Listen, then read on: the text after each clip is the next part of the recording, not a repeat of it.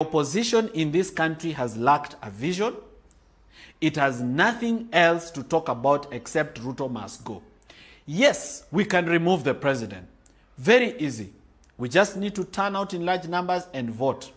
But what is the use of removing a president and replacing him?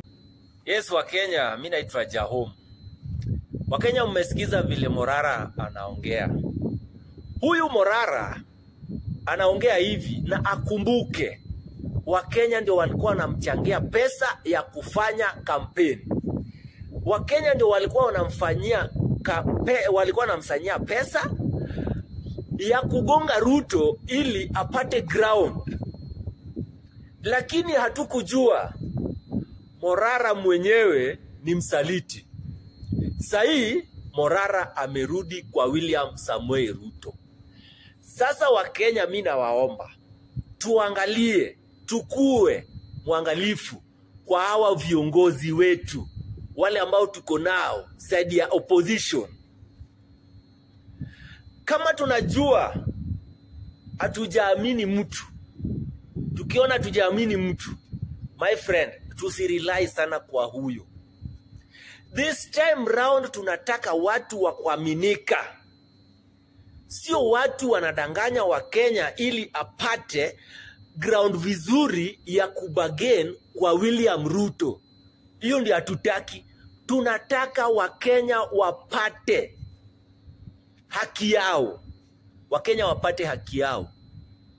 Kwa sababu tunaona hawa viongozi sahi wametoka wengi, presidential candidates wametoka wengi sana. Lakini wengine wanataka kutumia sisi waende wakuwe na ground ya kubagain kule kwa Ruto. Hiyo hatutakubali hata kidogo.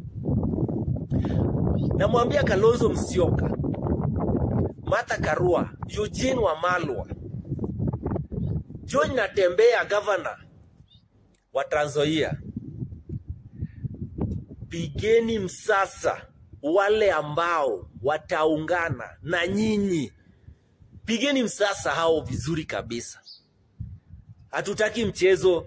This time round tunataka Ruto ndio atoke. Lakini hii tabia ya Morara, kwani Morara amekosa nini? Morara umekosa nini? Kama Wakenya walikuwa wamekubali wanaweza kuchangia doo ya kufanya campaign, lakini sahi unasaliti Wakenya. Morara, wacha nikuambie. Sisi, my friend, sisi wacha ni nyamaze tu.